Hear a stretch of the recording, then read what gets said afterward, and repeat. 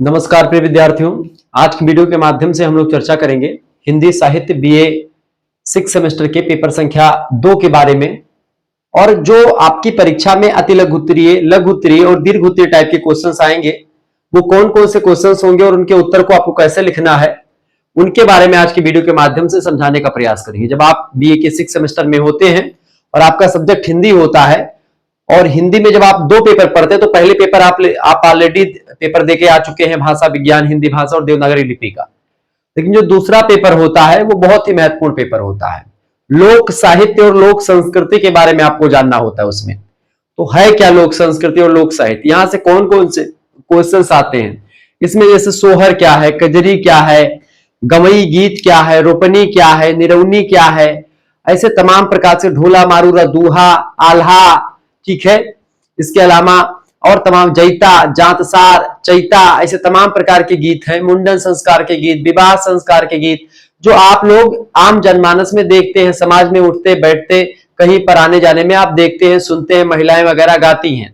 बच्चे का जब जन्म होता है छठी पे गीत गाया जाता है, बरही पे सोहर गीत गाया जाता है, छठी बरही के आसपास। जब से बच्चा पैदा होता है, लड़के के जन्म पर सोहर गाया जाता है, आपने सुना होगा या आपने एक प्रकार से अपने गांव वगैरह में देखा होगा। खास करके लड़कियां जो होंगी सोहर एक आध दो जानती भी होंगी, विवाह गीत जानती होंगी, गारी भी जानती होंगी, तो ये सब गाए जाते हैं, ठीक है। जब आप द्वार पूजा में जाते तो उस समय गीत गाती है महिलाएं, ठीक है। आप जब गौना लाने जाते तब भी गीत गाया जाता है।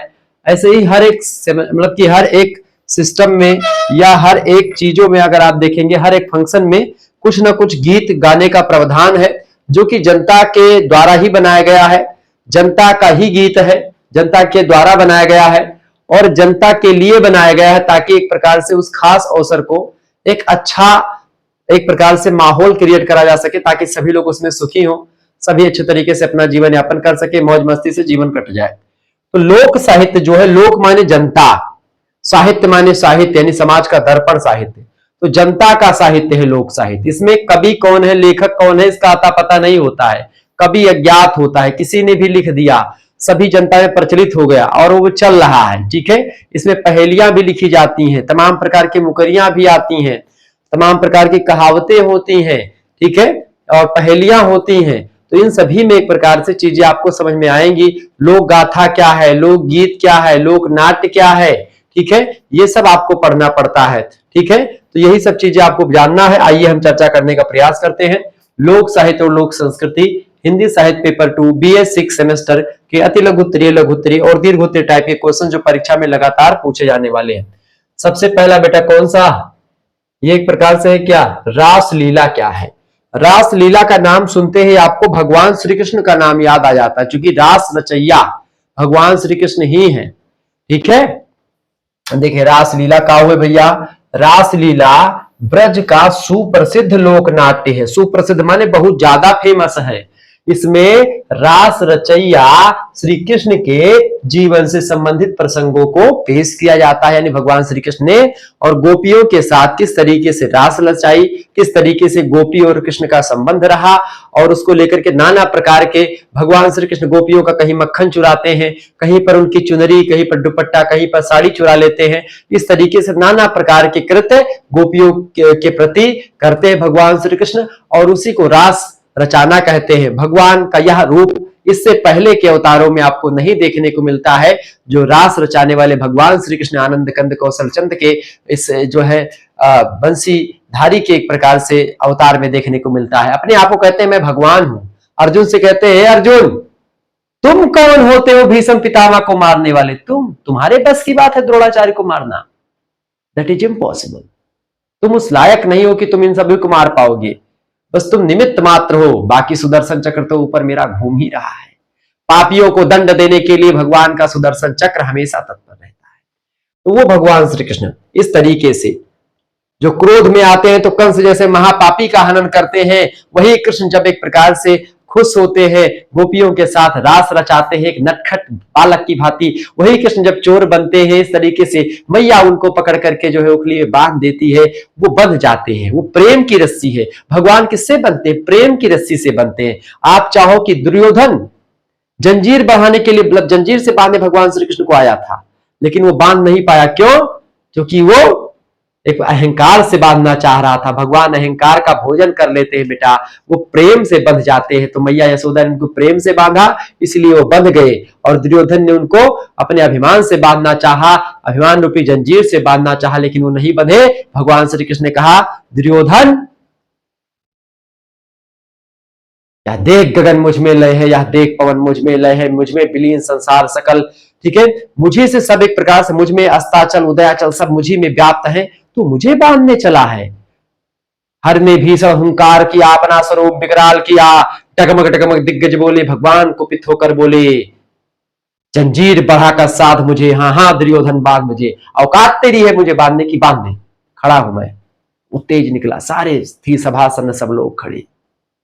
बहरहाल आगे बढ़ते हैं। श्रीमद् भागवत में यह कथा उल्लेखनीय है जिसमें राधा और अन्य गोपियों में अहंकार और अभिमान उत्पन्न होने के कारण से कृष्ण अंतर्ध्यान हो गए। उन्हें स्मरण करने और उनकी लीलाएं करने से वे पुनः प्रकट हुए।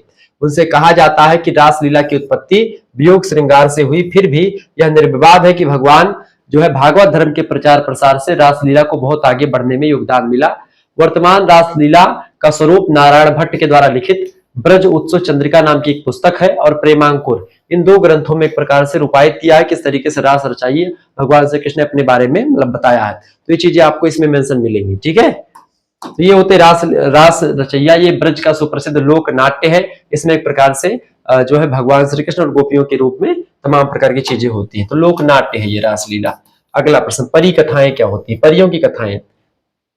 फेरी शब्द लैटिन के फेटुम शब्द से बना हुआ है जिसका मतलब होता है जादू अथवा इंद्रजाल। इस शब्द का प्रयोग ऐन्द्रिक, जालिक अथवा मोह लेने वाले अशरीरधारी प्राणियों के निवास स्थान के लिए भी किया जाता है। इंद्रजाल का या फिर जादू शब्द का प्रयोग, ताकि फेरी शब्द से अदृश्य और अमानवीय प्राणियों का बोध होता है जो नहीं दिखाई पड़ते हैं लेकिन वो होते हैं वास्तव में, ठीक है, ठीक है।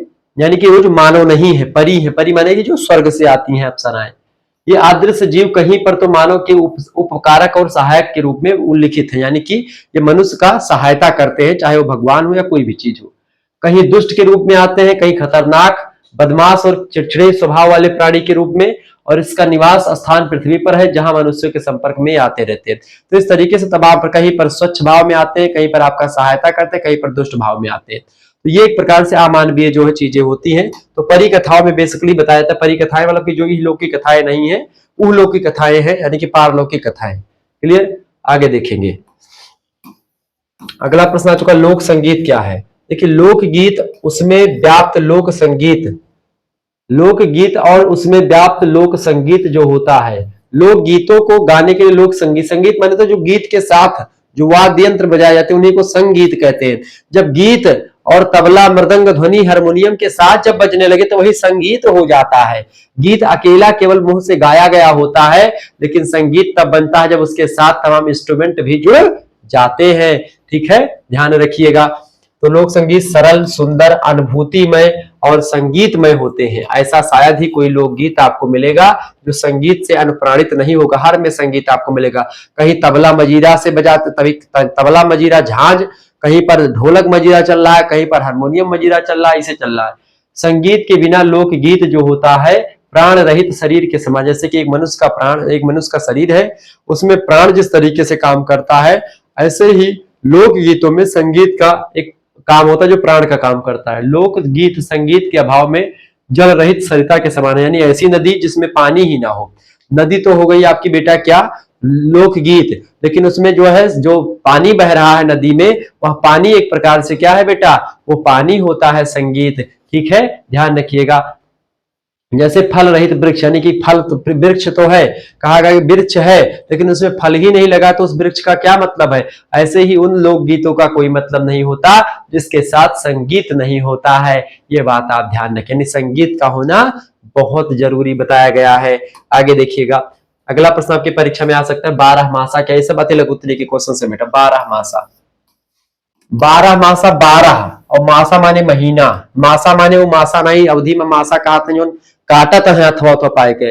अब जो गोंडा फैजाबाद बहराइच के हुई हैं लड़के सुल्तानपुर साइड के, वो मासा मतलब क्या समझ ले, मासा माने होता है मच्छर, ठीक है। तो वो मासा यहाँ पर मच्छर वाला मासा नहीं बेटा, मच्छर वाला मासा नहीं है, और वो भी मासा नहीं जो गाने में आता है, पल में मासा पल में ऐसा।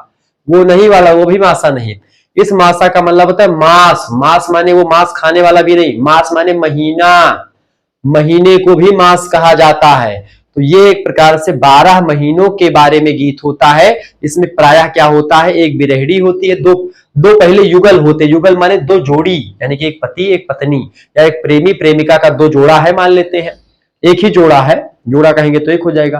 प्रेमी प्रेमिका जब आपस में बिछड़ जाते हैं, 1 साल तक मान लेते हैं उनकी विरह अवस्था चलती है। जैसे मान लेते चैत में उनका बिछड़न हुआ, चैत में ब्रेकअप हुआ।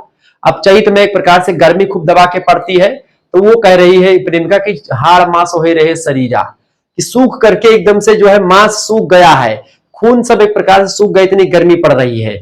विरह, विरह अग्नि में जल रही है प्रेमिका। तो विरह का चैत में कैसा वर्णन करता है कवि, बैसाख में, जेठ आषाढ़ सावन भादव कुआर कार्तिक अगहन पूस माघ, इन सभी महीनों में किस तरीके से, इसमें किस तरीके से एक लेखक या एक कवि जो होता है साल के 12 महीनों को आधार बना करके एक प्रेमिका के या एक जो है बिरहड़ी जो होती है स्त्री, उसके शरीर पर, उसके मन पर क्या प्रभाव पड़ता है 12 महीने में, अलग ठंडी में क्या होता है, उसकी क्या स्थिति है, गर्मी में क्या स्थिति, बरसात में जब पानी बरसती है, बिजली चमकता है, तो क्या कहते हैं, बिजली चमकता तो क्या कहते हैं कि घन गरजहि दामिन लवकाहि और नारी कंत के कोर छिपाही। तात्पर्य मलिक मोहम्मद जायसी जी बारामासा के प्रवीण ज्ञाता लिखते हैं कि घन गरजहि दामिन लौकाही, यानी बादल गरज रहे, घन माने बादल गरज रहे हैं, दामिन लौकाही बिजली चमक रही है, ठीक है, और नारी कंत के कोर छिपाही, यानी जब ऐसा हो रहा है तो स्त्रियां जब बिजली की गड़गड़ाहट सुनती हैं, तब उसकी बादल की गड़गड़ाहट सुनती है तो डर जाती हैं और प्रायः कूद करके अपने प्राणों से गले लग जाती हैं, यानी उनको आलिंगन कर लेती हैं, उनको एकदम से पकड़ लेती हैं ताकि वो डरे ना। इस तरीके से आप समझ सकते हैं। तो जब ये करती थी, पहले मान लेते हैं वो प्रेमिका ऐसे करती थी अपने प्रेमी के साथ, जब बादल गरजता था तो चिपक जाती थी अपने प्रेमी को पकड़ करके, आलिंगन कर लेती थी, हग कर लेती थी, जिसको आप कहते हैं आज, ठीक है। लेकिन अब जब बिजली चमक रही है तब हग करने के लिए कोई नहीं, तो क्या मंगा ले रहे, टेडी बियर आज के बच्चे मंगा रहे हैं, आज के बच्चे मंगा रहे हैं, तकिया लगा के सो रहे हैं। तो मूर्खतापूर्ण कार्य हो रहा है, ऐसी कोई बात नहीं। लेकिन क्या होता है बेटा कि जब ऐसी सिचुएशन आती है तो उस स्थिति में पहले वो तो श्रृंगार में था, लेकिन अब वही चीजें उसको दुख देती है, विरह की अग्नि में झुलसाती है, तो वही झुलसाने का एक प्रकार से वर्णन बारहमासा में करा जाता है। समझ गए। तो वियोग जन्य स्थिति में स्त्रियों के मुख से निकलता हुआ स्वाभाविक करुण स्वर 12 के रूप में अंकित होता है। गरीबी के कारण से पति निरंतर वर्षों तक विदेश रह जाते हैं, पत्नियां पति के वियोग में एकाकी जीवन व्यतीत करने में अभ्यस्त हो जाती हैं, परंतु इनका वियोग निरंतर बढ़ता जाता है। नायक के वियोग में 12 महीनों में जितने प्रकार के कष्टों की अनुभूतियां होती हैं स्त्रियों को, उसी का चित्रण 12 में मिलता है। 12 प्रधान विषय विरह काव्य होता है। इसमें एक प्रकार से विरह को ही आधार बना करके 12 महीने में एक स्त्री पर जिसका पति परदेश गया हुआ है या छोड़ दिया है, उस पर क्या प्रभाव पड़ता है। खास करके बिहार वगैरह में आप देखेंगे कि पहले जो है जाते थे तो भाई उसमें एक लोकगीत आता है, ठीक है, एक जो है गाती है, एक जो है महिला लोक गायिका है, बड़ी फेमस महिला लोक गायिका है, ठीक है। उसमें बिहार में बेसिकली जो बिहार के जैसे शादी वगैरह के बाद में लोग कमाने के लिए परदेश जाते, चाहे बनारस चले गए चाहे कलकत्ता चले गए, तो उसे से पत्नी एक प्रकार से जब रोती है तो कहती है भाई, जब ट्रेन का टिकट कटवा लिया तो कहती है कि भाई रेलिया बैरन पिया को लिहा जय, माल्य अवस्थी जी गाती हैं, बड़ा जबरदस्त है, यूट्यूब पर देखेंगे। तो रेलिया बैरन पिया को लिहा जाई रे, रेलिया बैरन पिया को लिहा जाई रे, और पानी बरसे टिकस गली जाए हो, रेलिया बैरन पिया को लिहा जाए हो। ये चीजें आपको लिखनी पड़ेगी। बेसिकली ये मालिनी अवस्थी जी ही नहीं बल्कि आप लोक गीत है ये, ठीक है। इसमें क्या कह रहे हैं, एक बिहार की स्थिति या बिहार के किसी भी राज्य की स्थिति मान सकते हैं। तो स्त्री का पति परदेश जा रहा होता है तो कहती है, रेल को बैरन कहती है, यानी दुश्मन बताती है कि वो एक प्रकार से मेरे पति को मुझसे जुदा कर रहा है, अलग करके ले जा रहा है।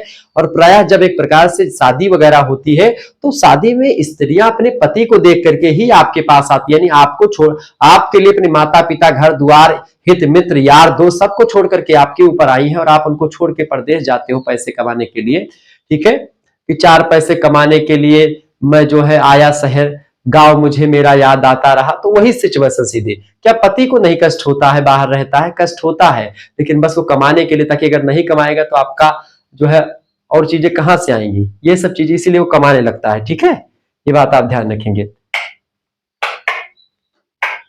आगे देखिएगा अगला, तो इस तरीके से चीजें क्लियर हो रही होंगी आपकी। ठीक है, समझ में आ रही चीजें, तो वही सब चीजें हैं। तो उसके आगे कहते हैं कि भाई पानी बरसे टिकस गली जाए हो, यानी भगवान ही कुछ कर दे, पनिये बरस जाए, टिकटवा उकटवा सब गली जाए, ताकि लौट आवे, या फिर आग लाग जाए जो ने बोगी में बैठा है और वो टिकटवा गल जाए, मतलब जो है बोगी में बैठा, बोगी की आग नहीं लग जाए, मतलब कि ऐसा हो जाए कुछ अग्नि ही लग जाए, टिकस किसी तरीके से खो जाए, गल जाए, ऐसे तमाम प्रकार की चीजें अपने हिसाब से गाती, तो वो सब एक प्रकार से इसमें कह सकते हैं। तो यही सब चीजें बेटा, तो वो होता है आपका 12 मासा। अगला क्वेश्चन आ चुका है कजली। कजली क्या होती? कजली या कजरी ऋतु संबंधी गीत है कजरी। ठीक है, उत्तरी भारत के कोने कोने में कजरी गाने की प्रथा है। वैसे तो प्रत्येक ऋतु में ऋतु संबंधी गीत गाए जाते हैं, परंतु कजरी जैसे मनभावन गीत बहुत कम मिलते हैं। यह गीत सावन के महीने में गाया जाता है। सावन भादो की शुक्ल पक्ष की तीज का नाम कजरी तीज पड़ता है। ठीक है, ऐसा माना जाता है कि इस तीज पर कजरी अधिक गाने से इसका नाम कजली पड़ गया है, जो कि कजरी तीज के दिन गाया जाता था। ये कजरी का प्रधान विषय प्रेम होता है। इसमें श्रृंगार रस के दोनों पक्षों की झांकी देखने को मिलती है, परंतु संयोग श्रृंगार की प्रधानता है, वियोग श्रृंगार यहाँ पर कम मिलता है। चूंकि इसमें क्या होता है, प्राय झूले पर बैठ करके पति पत्नियां जो होते हैं और गाना गाते हैं, और सब तमाम सखियां बैठ करके अब गाना गाती हैं। सावन के महीने में आप जानते हैं जब कजरी होता है, गुड़िया उड़िया पीटे, पंचमी नाग पंचमी आती है, तो उसमें आप देखते हैं कि लोग झूला डाल करके झूलते, तो उस झूले पे झूलते समय गाना गाया जाता है, या आप देखते कजरी वगैरह गाया जाता है। तो इससे ये सब आप समझते होंगे कि भाई जो है हारी रे हारी ऐसे करके गाया जाता है, कि रामा कृष्ण बने हैं, जो है मतलब पहने हैं साड़ी, रामा रे हारी, ऐसे कुछ गाना होता, तमाम कजरी होते हैं। तो कजरी का बेसिकली होता है कि सावन भादो के महीने में गाया जाता है। चैता का हुआ भैया, चैत के महीने में जो गीत गाए जाते हैं उसको चैता कहते हैं। चैता, चैत माह में इस गीत को गाने की प्रथा है, इसके फलस्वरूप इसका नाम चैता पड़ा है। इसे भोजपुरी में घाटो भी कहते हैं। चैता का वर्णन विषय जो था प्रेम होता है। चैता के 2 रूप मिलते हैं, जिनके संबंध में डॉक्टर कृष्णदेव उपाध्याय कहते हैं कि लोक गीतों में जितने भी प्रकार हैं उसमें मधुरता, कोमलता और सरसता मिलती है, यानी कि मधुर है, कोमल है, सरल है, सरस है। चैता अपना सानी नहीं रखता। चैता 2 प्रकार का होता है, एक होता है झलकुटिया चैता, एक होता है साधारण झलकुटिया चैता। ठीक है, साधारण झलकुटिया किसको कहते हैं बेटा? एक होता है झलकुटिया, एक होता है साधारण चैता। झलकुटिया चैता जो होता है उसे कहते हैं जो झाल कूट करके, बजा करके एक प्रकार से समूह में गाया जाता है। क्लियर, यह बात आप ध्यान रखेंगे। साधारण चैता बड़ है, मतलब साधारण चैता वह होता है जिसे कोई व्यक्ति विशेष रूप से गाता है, उसको साधारण चैता कहते हैं। झलकुटिया समूह में सभी लोग जो है झांझ वांझ बजा करके गाते हैं इसको। ठीक है, झाल कूट करके। इस तरीके से कई सारी चीजें हैं। आगे देखते हैं, अगला प्रश्न आपकी स्क्रीन पर आ चुका है। 2 लोक नाटक के नाम लिखे। एक तो विदेशिया हो गया, बिहार में लिखा गया विदेशिया। ठीक है, और एक होगा गबरी, विदेशिया और गबरी। ठीक है, ये 2 लोक नाट्य हैं। हीर रांझा, सोहनी महिवाल, ये लोक गाथाएं हैं अथवा लोक कथा है, बताएं। तो ये एक लोक गाथा होती है, हीर रांझा की कथा। हीर और रांझा प्रेमी प्रेमिका है। सोहनी महिवाल भी एक प्रकार से प्रेमी प्रेमिका, दोनों को लेकर के मूवी भी बन चुकी है। ठीक है, हीर रांझा, सोहनी महिवाल, ठीक है, दोनों को लेकर के मूवी बन चुकी है, तो मूवी भी आप देख सकते हो। तो प्रेम की कहानी है, ये लोक गाथा है बेसिकली ये। ठीक है, अगला लोकोक्ति। लोकोक्ति या कहावत से आप क्या समझते हैं, अथवा लोकोक्तियां क्या होती हैं?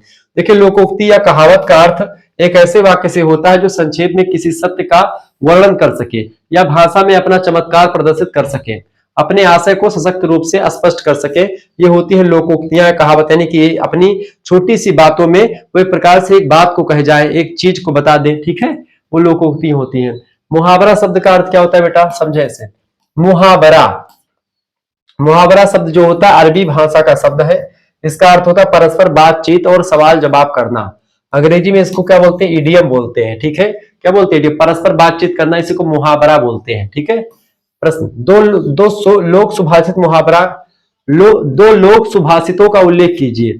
एक तो कहावतें हैं, पहेलियां हैं। ये एक प्रकार से समाज को अच्छी ज्ञान देती है, अच्छी जानकारी देती है, ताकि समाज आगे बढ़ सके। ठीक है, प्रश्न, पहेलियों के नाम लिखिए। पहेली कौन कौन से? देखिए, पहेली बुझाई जाती है बेटा, जैसे कि लाल छड़ी मुंह में गड़ी और सासू से पतोहू बड़ी। ठीक है, क्या होता है, लाल छड़ी, लाल छड़ी मुंह में गड़ी, मुंह में गड़ी मतलब कि अंदर लाल छड़ी होती है। कभी आपने अगर शकरकंद देखा हो, शकरकंद, शकरकंद माने घुइया, मतलब कि क्या होता है शकरकंद, जैसे गंजी वगैरह मेरे हिसाब से शकरकंद होता है। तो ये एक प्रकार से अंदर लाल लाल होता है और अंदर होता है पृथ्वी के, ठीक है। तो लाल छड़ी होती है मुंह में गड़ी, मुंह में माने पृथ्वी में गड़ी है, ठीक है। सासू पतोहों से बड़ी, सासू जो है पतोहों से बड़ी होती है। इस तरीके से मतलब सासू पतोह मतलब कि उसका जो है एक प्रकार से आकार जो होता है, जो नहीं बड़ा होना चाहिए वो ज्यादा बड़ा होता है, तो शकरकंद यानी गंजी के समझ सकते, तो इसका मतलब ये है गंज शकरकंद। दूसरा, हरी है मन भरी है, नवलोखा मोती जड़ी है, राजा जी के महल में दुशाला ओढ़े खड़ी है। ऐसे इसको बोलते हैं गांव वगैरह में, हरी है मन भरी है दुशाला ओढ़े, मतलब हरी है मन भरी है, हरी मन भरी, नवलखा मोती जड़ी, राजा जी के महल में दुशाला ओढ़े खड़ी। क्या है, भुट्टा होता है, बाली जिसको कहते हैं। कैसे, हरी है, हरा हरा पेड़ होता है, नवलखा यानी कि तमाम प्रकार के मोती उसमें जड़े होते हैं, नवलखा माने नवलखा हार में जैसे मोती होती है, ऐसे ही जड़ी होती है। राजा जी के महल में यानी कि खेतों में क्या होता है, दुशाला, दुशाला मतलब कि उसके जो पखनेरू होता है वो उड़े रहती है, और इस तरीके से बाली यानी भुट्टा होता है। तो ये ऐसे ही आप पहले बुझाते थे लोग, बुढ़ावे बुढ़ावे जब बैठते हैं घर पे, दादा वादा जी आपके बैठे होंगे, तो यही सब पहेली वाली बुझाते थे, ठीक है। कालम पूर्ति करो, एक लाइन बोलते तो दूसरी लाइन तुम पूरा करो। शादी में क्या होता था पहले, 3 दिन बारात टिकती थी, तो लोग यही सब जब उनको खाली समय मिलता था तो एक यही सब बुझाते रहते थे, ठीक है। उसी में अगला क्वेश्चन आ चुका है, पहेलियां। देखिए, भोजपुरी प्रदेश में विवाह के समय जब वर वैवाहिक विधि के उपरांत कोहबर में प्रवेश करता है, तब घर की स्त्रियां उससे पहली पूछती हैं, पहले पूछते थे बिहार में, आज भी पूछते, उसी को छेका कहा जाता है, ठीक है। छेका माने कि जब शादी के बाद में, शादी हो गई, सुबह सुबह लपकौर खवाना या तमाम प्रकार के होता नहीं शादी में, तो उसके बाद में फिर कोहबर में ले जाती हैं स्त्रियां जो है लड़के को, फिर उससे तमाम पहेली पूछाती है, मौज लेती है लड़के की। इन पहेलियों का उत्तर देने के उपरांत ही वह कोहबर में प्रवेश कर सकता है, यानी कि अगर पहेली का उत्तर दे देता था, पहले होता था, आप तो लोग एक प्रकार से इन चीजों को भूल रहे हैं, पहले ऐसे होता था, अन्यथा उसको कोहबर में नहीं जाने देती महिलाएं। मनोरंजन और वर की बुद्धि परीक्षा के लिए इस प्रथा का आयोजन किया था, ताकि जो है लड़कवा पागल वागल तो नहीं है, दिमाग है कि नहीं, हमारे बेटी में खवाए पियाए पाए कि ना खवाए पियाए पाए, कोनो कठिन परिस्थिति आए तो जान पाए कुछ ना जान पाए, एकदम बैधा तो नहीं है, इसलिए परीक्षा लेती है जो महिलाएं होती। पहले ऐसा ही होता था, पहले बिटिया देखे अगर कोई जाती थी लड़के और लड़के की अम्मा अम्मा, तो पहले कहती बच्ची इतनी वो गिलासवा उठा लो, अपने गिलास उठा, गिलास उधर रख देंगी, और गिलास बच्ची तो गिलास उठा लो उधर से, तब बच्ची उठेंगी तो चलेंगी। अब उसकी चाल देख लेंगे इसी बात में, अब चाल देख लेंगे कि लड़की जो है लंगड़ी नहीं है। ऐसे ही बोलेंगे, अरे चुड़ीवा बहनी बड़ी नीक पहरे हो, चुड़िया अच्छी पहने हो, तो ऐसे क्या करेंगी, हाथ उनका देख लेंगी, यानी हाथों में कोनो कज वज तो नहीं है, इसे पुरानी मेहरुआ ऐसे देखती हैं, ये हो गया। ऐसे ऐसे धीरे से बोलेंगी कोई कोई महिला जब विवाह देखने आती, बहुत होशियार होती है जो आपके आसपास की महिलाएं, कुछ मामी बुआ या जो कुछ होती है, तो ऐसे जाती है तो ऐसे करेंगी, या फिर आपकी मम्मी या चाची कोई आगे पीछे की, तो ऐसे लड़की देखने जाएंगी तो ऐसे लड़की को खड़ा पड़ा करके एकदम पूरा, लड़की को पता ना चले कि भाई हमको क्या देख रहा है ये, लेकिन वो एक प्रकार से अपना देख लेती है, धीरे से बोलेंगी ताकि लड़कियां ऊंचा तो नहीं सुनती है, यानी कि बहरी तो नहीं है। इसलिए तमाम उसके बच्चे को गाना वाना जानती हो, गाना गाने के बहाने उससे गाना गवाने के लिए क्या बोलेगी, तो बच्ची बोलेगी ठीक है, जानते कि नहीं जानते, तो बोल देगी एक बार, यानी गूंगी भी नहीं है। इस तरीके से पहले चेक करते थे। अब तो भाई सब लड़का लड़की पहले बतवा लेते हैं जाके किनारे, तब शादी हुई थी। चले अगला प्रश्न, प्रकीर्ण साहित्य क्या है। प्रकीर्ण साहित्य, देखिए लोक साहित्य की प्रमुख विधाओं के अतिरिक्त कुछ ऐसी भी छोटी मोटी विधाएं होती हैं जिनका अध्ययन अलग अलग नामों के अंतर्गत किया जाता है, जैसे लोकोक्ति, मुहावरा, पहेलियां, लोक तुक्का, बाल बाल गीत, बाल खेल गीत, इन सभी के अंतर्गत पहेली, ये सब आते हैं आपके प्रकीर्ण साहित्य में। अध्ययनार्थ सुविधा अनुसार इन सबको प्रकीर्ण साहित्य के अंतर्गत रख करके हम लोग पढ़ते हैं, पहेली, मुहावरा, ठीक है, इन सभी को, इडियम्स, फ्रेजेस को। अगला प्रश्न, वासुदेव सर अग्रवाल ने लोकोक्ति को किस प्रकार परिभाषित किया है। डॉक्टर वासुदेव सर अग्रवाल ने लोकोक्ति की परिभाषा इस प्रकार से दी है कि लोकोक्ति मानवीय ज्ञान के चोखे और चुभते हुए सूत्र होते हैं। अनंत काल में धातुओं को तपा करके सूर्य राशि नाना प्रकार के रत्नों उपरत्नों का निर्माण करती है, जिनका आलोक सदा छटकता रहता है। उसी प्रकार लोकोक्तियां जो होती हैं मानवीय ज्ञान के घनीभूत रत्न होती हैं। मनुष्य ने एक प्रकार से बहुत बार लोकोक्ति तभी कही जाती है, जैसे मंगर बुद्ध उत्तर दिश काला, ठीक है, मंगर बुध उत्तर दिश काला, मंगलवार को बुधवार को अगर आप उत्तर दिशा में यात्रा करें तो आप जान लीजिए बहुत गलत कर रहे हैं। तो ये सब दिशाशूल होता है, तो ये सब लोकोक्ति है। अब इसलिए बनाया गया इसको, क्योंकि एक प्रकार से बहुत सारे आपके पूर्वजों ने, जो विद्वान लोग थे, उन लोगों ने एक प्रकार से ऐसा तमाम लोगों ने किया होगा, कुछ गलत अनुभव हुआ होगा उनका, इसी वजह से उन्होंने रोक गए हैं। तमाम लोकोक्ति बनाई जाती है, जैसे कि छींक आ जाए तो रुक जाओ, थोड़ा सा वेट कर लो, कोई नाम कहीं पर जाने लगो तो कोई टोक दे तो पूछ लो, या कहीं पर जाने लगो तो आगे अगर खाली बाल्टी या लोटा रखा तो नहीं जाना चाहिए, खाली उसको लोटा भर करके जाओ, ताकि जो है कहीं पर कोई दिक्कत ना हो जाए। ऐसे तमाम प्रकार की जो है जो चीजें होती है, पहले बताते भाई इतवार को जाना तो ये खा लो, सोमवार को जाओ तो शीशा देख लो, किसी दिन धनिया खा लो थोड़ा सा, किसी दिन अदरक खा लो, किसी दिन जो है आप जो है पान का पत्ता खा लो। इस तरीके से हर दिन का शुभ कुछ होता है, किसी दिन दही खा लो। तो ये सब चीजें होती है, इसमें बुद्धि अनुभव की किरणों से फूटने वाली ज्योति प्राप्त होती है। और ये हमारे पूर्वज लोग, हमारे जो एक प्रकार से संस्कृति थी उसमें ये सारी चीजें थी, वो लोग एक प्रकार से इसको देख चुके, उन्होंने बता दिया कि हमारे लड़के बच्चे ऐसा ना कर सके, ठीक है, क्योंकि उन्होंने किया और उन्होंने भोगा उसको। आगे देखेंगे, प्रश्न आ चुका है, अवध क्षेत्र में कितनी लोक गाथाएं प्रचलित हैं? तो 28 लोक गाथाएं अवध क्षेत्र में प्रचलित हैं। अगला प्रश्न, पद्मावत और रामचरितमानस की रचना किस भाषा में हुई है? तो ये अवधी भाषा में हुई है दोनों की रचना। पद्मावत के लेखक है मलिक मोहम्मद जायसी, मतलब मलिक मोहम्मद जायसी जी, और रामचरितमानस को लिखा है तुलसीदास जी ने, ठीक है। अगला प्रश्न, प्राचीन काल में अवध को किस नाम से जाना जाता था? तो प्राचीन काल में अवध को कोसल प्रदेश के नाम से जानते थे। अवधी किन किन जनपदों में बोली जाती है? अवधी भाषा लखनऊ, उन्नाव, सीतापुर, रायबरेली, प्रतापगढ़, प्रयागराज, सुल्तानपुर, बहराइच, बाराबंकी, फैजाबाद, गोंडा, इन सभी जनपदों में बोली जाने वाली बोली होती है, ठीक है। अवधि में कौन कौन से लोक नाट्य प्रचलित हैं बेटा? अवधि में जैसे कि रामलीला हो गया, ठीक है, रामलीला है, रासलीला, रामलीला अयोध्या वगैरह के आसपास, रासलीला, रामलीला आप देखते हैं बहुत बढ़िया होता है, रामनगर का रामलीला भी होता है बनारस में। रासलीला ब्रज में नौटंकी होता है, नौटंकी आप देखते पहले शादी ब्याह में नौटंकी होती थी, पाठ वाठ खेला जाता था, राजा महाराजा बनते थे, स्वांग भी रचा जाता था, तो ये सब एक प्रकार से चीजें होती है। अगला प्रश्न, अवधि की लोक सुभाषितों का नाम लिखिए। देखिए अवधि के लोक सुभाषित है, जैसे कहावत, मुहावरे और पहेलियां सब लोक सुभाषितों में आते हैं। अवधि में श्रम संबंधी गीत कौन से हैं? अवधि में श्रम संबंधी गीत बहुत सारे, जैसे कि जांतसार, पहले महिलाएं जब होती थी जांता पीसती थी, जैसे गेहूं होता था, वो गेहूं पीस करके तब खाना बनता था, रोटी बनती थी। जब पीसती थी गेहूं बेटा, तो क्या होता था, गेहूं पीसने के दौरान गेहूं पीसती थी तो एक प्रकार से 4 महिलाएं बैठ करके गाना गाती थी, तो उसी को बोलते थे जांतसार, ठीक है। सोहनी का गीत, सोहनी एक प्रकार से होता है कोल्हू का गीत, रोपनी यानी धान बैठाते समय जो गीत गाती थी। कोल्हू माने जब एक प्रकार से गन्ना उन्ना, मतलब कोल्हू होता सरसों से तेल निकालने की विधि, ऐसे ही हर चीज का गीत होता था, ये सब काम करते समय लोग गीत गाती थी। अगला क्वेश्चन आ चुका है, अवधि में ऋतु संबंधी गीत कौन कौन से हैं? जैसे कजरी है भैया, होली है, होली में ऐसे फगुआ गावा जाता है, जड़ताल, चौताल, ये सब गावा जाता है, ठीक है। ऐसे चैता है, चैत के महीने में गावा जाता है, 12 मास यानी कि हर महीने के लिए, मैंने आपको बता ही दिया शुरुआत में ही, तो ये सब अवधि के ऋतु संबंधी गीत है। अगला प्रश्न, अधि के वीर गाथात्मक 4 मतलब अवधि के, यहाँ पर अवधि कर ले, अधि लिखा हुआ है, अवधि के वीर गाथात्मक 4 लोक कथाओं के नाम लिखें। 4 लोक गाथा, जैसे आल्हा होगा पहला, दूसरा विजय फुलवा विवाह, विजय और फुलवा का विवाह गीत है, तीसरा है सेल्हा सहजनिया सहजिया, और अगला है चौथा आपका माहे परसू। ये सब एक प्रकार से अवधि के क्या है, ये सब वीर गाथात्मक लोक गाथाएं हैं, ठीक है। आगे देखिए, अवधि के नायिका प्रधान 2 लोक गाथाओं के नाम लिखिए। अवधि के नायिका प्रधान 2 लोक गाथाएं कौन से? जैसे कुसुमा और चंद्रावली, ये 2 हैं, ठीक है। अवधि के धार्मिक लोक गाथाओं के नाम लिखिए, जैसे मर्थरी है, गोपी चंद है, सीता वनवास है, संत रविदास, ये सब लोक गाथाएं हैं, ठीक है। ये सब बातें लघुत्तरी में आ सकते हैं, जानकारी के लिए मैंने आपको बता दिया। बाकी अब आगे देखिए क्वेश्चन से एक बात और ध्यान रखेंगे, अगर आपको हमारे साथ जुड़ना और चाहते हैं हमसे पढ़ना, आप सभी लोग चाहते हैं कि हमसे हमारे साथ आप पढ़ सके या ये पीडीएफ प्राप्त कर सके, इससे पहले 1-2 मॉडल पेपर और मैंने आपको बताया हुआ है, ठीक है, और 2 यूनिट लगभग कंप्लीट करवाई है मैंने, तो वो सब पीडीएफ आपको मिल जाएगा, इंपॉर्टेंट जो आपकी परीक्षा में आएगा।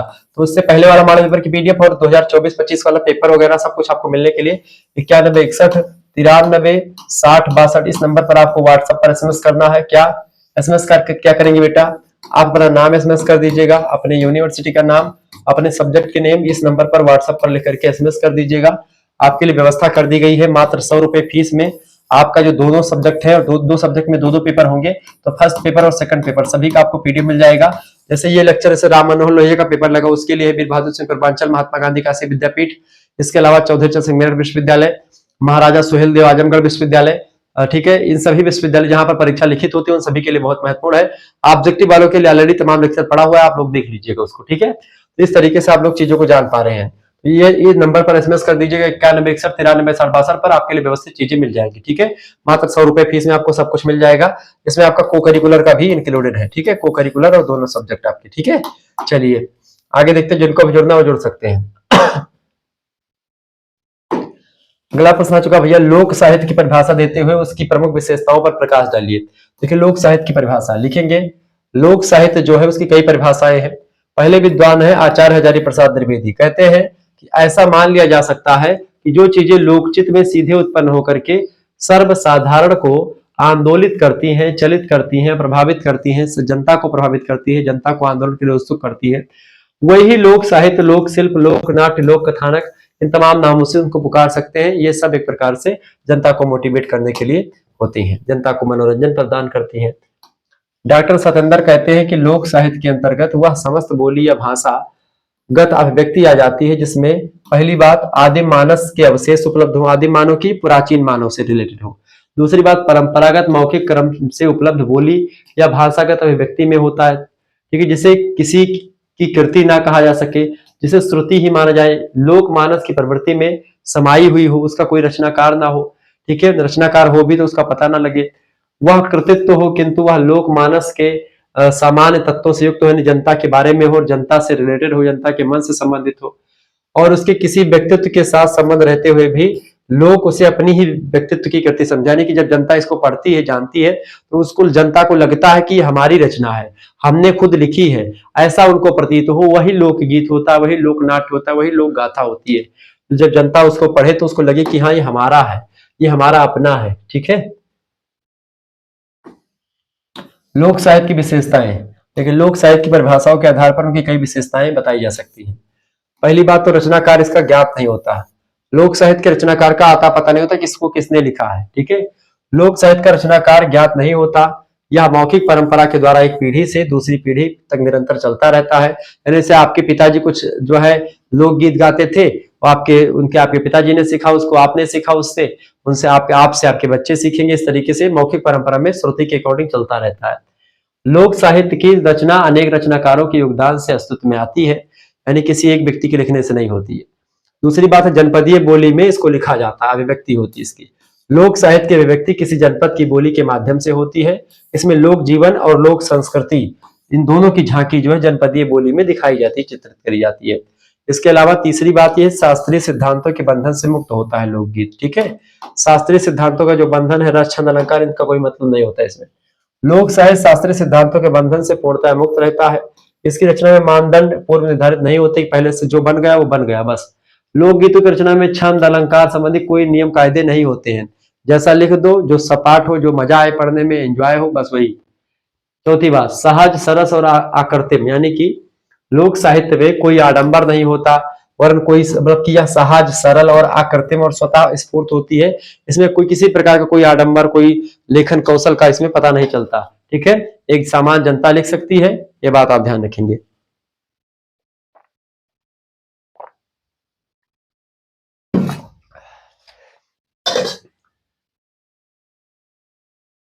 आगे देखिएगा, तो ये होता है भैया लोक साहित्य की विशेषताएं और लोक साहित्य की परिभाषा। लघु उत्तरीय दीर्घ उत्तरीय में क्वेश्चन आएगा, ध्यान रखिएगा।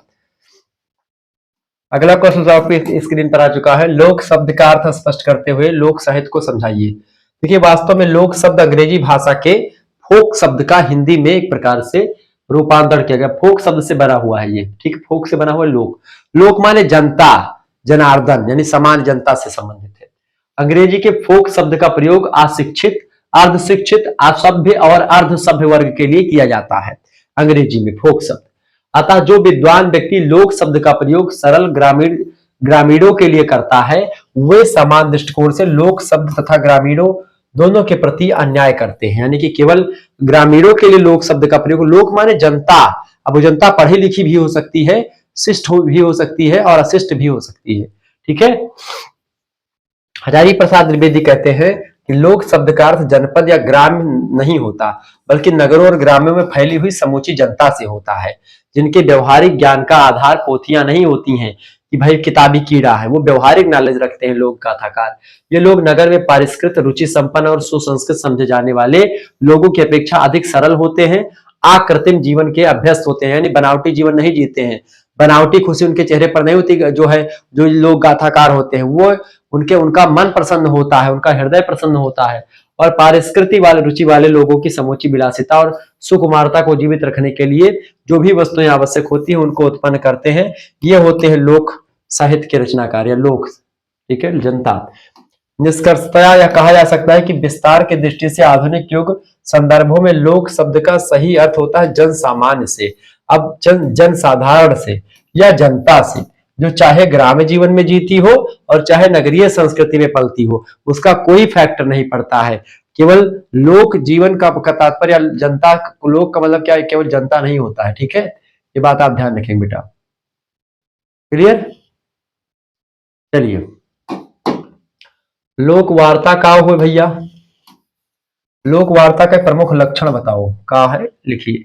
देखिए, लोक वार्ता के प्रमुख लक्षणों की विवेचना निम्न प्रकार की जा सकती है। पहला है, लोक वार्ता के अंतर्गत परंपराएं, विश्वास, प्रथाएं, इन सब के अवशेष सम्मिलित होते हैं। यानी कि लोक वार्ता में विश्वास जो होता है जनता का, प्रथाएं समाज में जो प्रचलित है, ये सभी शामिल होते हैं। इसके साथ साथ लोक वार्ता की समस्त सामग्री प्रायः अलिखित और मौखिक होती है। यानी कि इसको कोई लिखा पढ़ा कहीं कोई दृष्टांत नहीं मिलता है, और ये मौखिक में होती है, यानी कि बोली बोली में हमने आपसे बताया, आपने किसी दौर से बताया, इस तरीके से। तीसरी बात है, लोक वार्ता का संप्रेषण परंपरा द्वारा होता है। यानी कि संप्रेषण मतलब कि संचार जो होता है परंपरा के द्वारा, ये एक पीढ़ी से दूसरी पीढ़ी में आगे बढ़ती रहती है। चौथी बात है, लोक वार्ता का रचयिता कोई व्यक्ति विशेष नहीं होता है। अब चाहे लोक गाथा, लोक नाट्य, लोक नाट्य, लोक गाथा, लोक गीत, लोक वार्ता, किसी भी चीज की बात करें तो इसका लेखक का अता पता नहीं होता। ये सरल होती है, सामान्य होती है, ताकि सभी जनता को समझ में आ जाए। तो यही होता है, जनता के मनोरंजन के लिए, जनता के सुख समृद्धि के लिए लिखा जाता है। यद्यपि वह रचना किसी व्यक्ति की ही होती है, तथापि उसके साथ व्यक्ति विशेष का नाम नहीं जुड़ा होता, ठीक है। वह रचना किसी जन समूह की अथवा चित्र विशेष की सामग्री के रूप में प्रस्तुत होती रहती है, लेकिन उसका लेखक का नाम नहीं पता चलता। पांचवी बात है, ये लोक वार्ता में आदिम जातियों, ग्रामों और नगरों में निवास करने वाले सामान्य जन समुदाय की सांस्कृतिक विशेषताएं विद्यमान रहती हैं। ये विशेषताएं लोक संस्कृति से के संपूर्ण धरातल की परिचालक होती हैं या परिचायक होती हैं, संपूर्ण संस्कृति के बारे में बताती हैं। क्योंकि इनके अंतर्गत प्राचीन रूढ़ियों के साथ साथ जीवन अभिव्यक्तियों और उनकी प्रवाहमयता जो होती है, उनकी प्रक्रियाएं उपस्थित रहती हैं। इस कारण से यह एक गतिशील शास्त्र होता है, ठीक है। चले, ये लोक वार्ता है।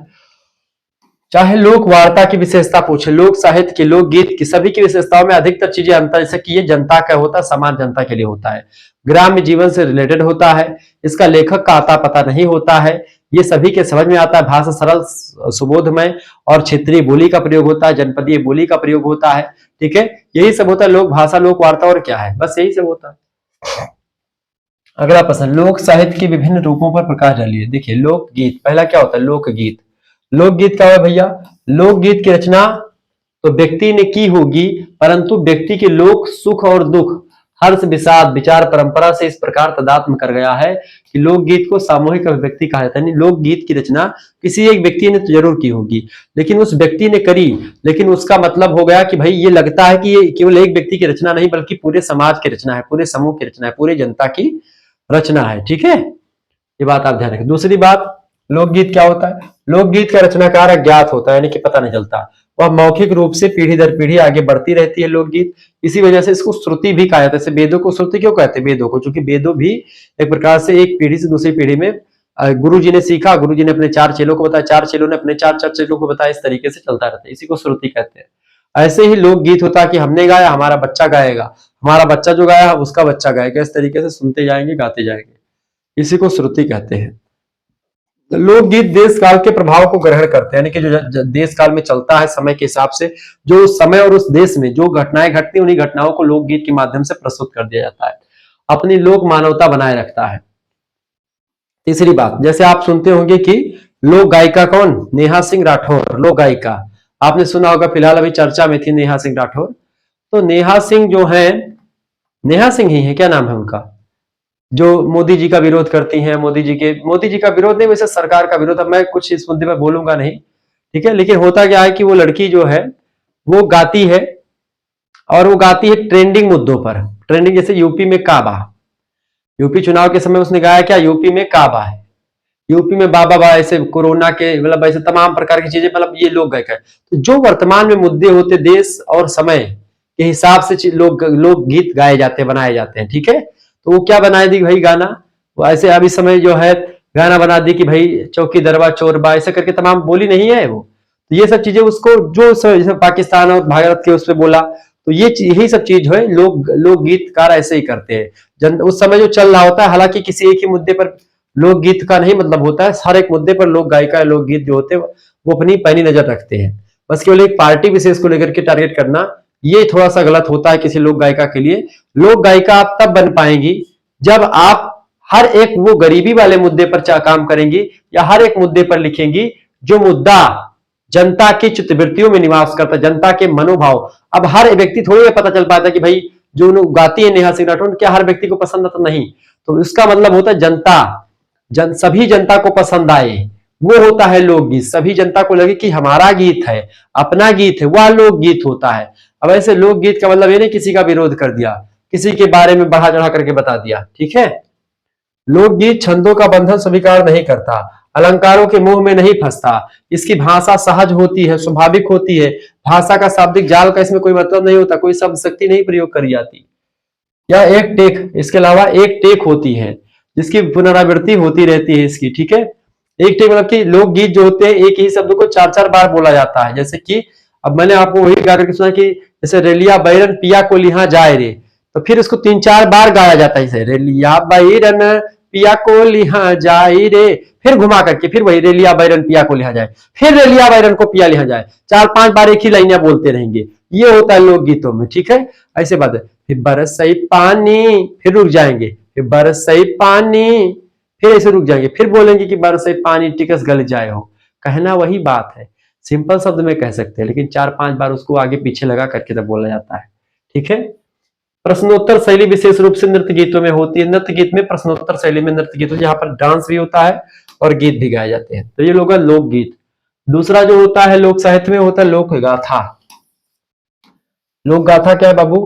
डॉक्टर शंकर लाल यादव ने लोक गाथा को